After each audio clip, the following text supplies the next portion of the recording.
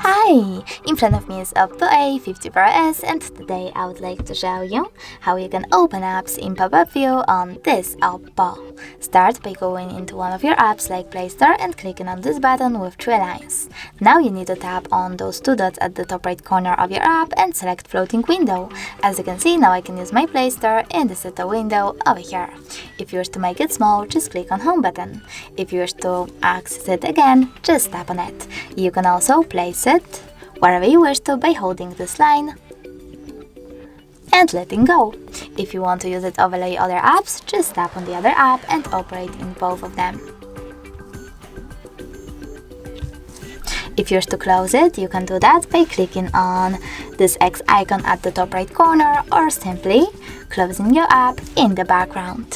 Thanks so much for watching. If you enjoyed this video, don't forget to leave a like, comment and definitely subscribe. Bye!